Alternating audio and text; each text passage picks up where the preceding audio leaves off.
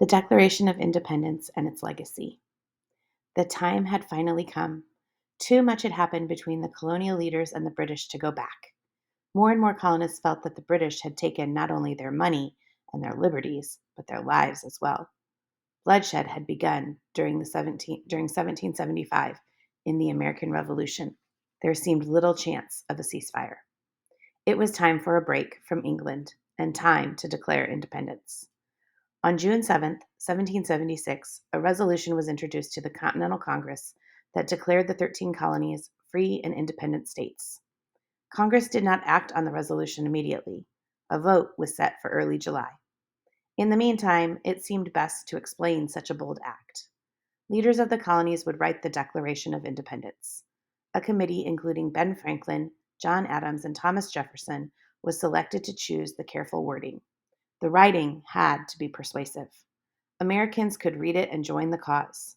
Certain Britons would read it, and it might urge calm from their king. Other countries would read it and hopefully aid the American colonial military. They might, that is, if the words were convincing. Committee members agreed that Jefferson was the best writer, and the others would advise him. A breakdown of the Declaration. The Declaration is divided into three main parts. The first is a simple statement of intent. Jefferson's words echo even today, saying things like, all men are created equal, and life, liberty, and the pursuit of happiness have come from the lips of Americans of all ages. They are in the first section that states the principles of the leaders, now known as the Founding Fathers. The next section is a list of reasons the colonies thought independence was right. King George III had repeatedly acted to establish tyranny in North America. He had plundered our seas, burned our towns, and destroyed the lives of our people. The ending paragraph officially breaks ties with Britain. It also shows us the courage of each person who signed it.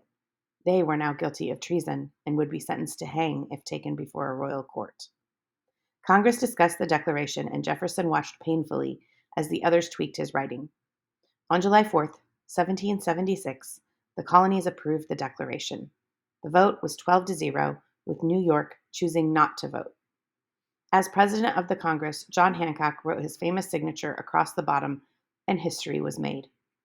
If the Americans were successful, they would be hailed as heroes. If they failed, they would be hanged as traitors. Why is the Declaration so important? Why was the Declaration so special?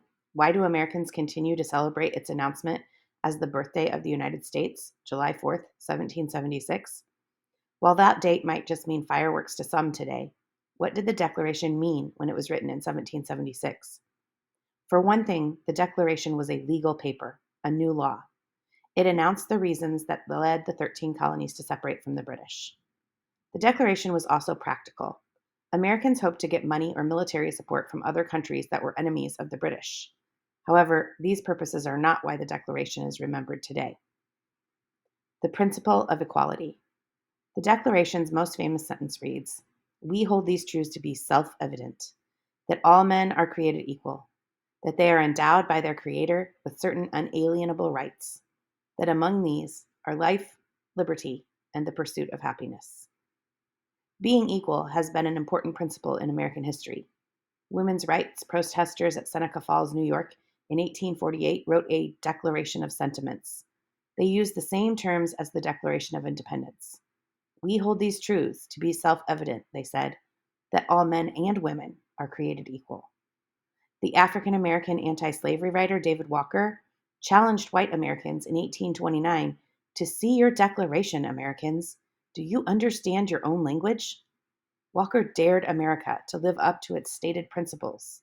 If all men were created equal, why was slavery allowed? Although Jefferson was the main writer of the Declaration, he owned slaves. Many of his fellow signers did also. However, Jefferson was prepared to speak against the slave trade. His original writing of the Declaration included a part that blamed King George for allowing the slave trade to grow. This part was deleted by a vote of the Congress. The power of the people. The Declaration described how Americans would connect to their new government. It said that the government must protect people's rights and that government gets its power from the people. It also says people have the right to change or end their government. This was a bold statement. The idea that the people could deny the power of a king and have a government based on the power of the people was revolutionary.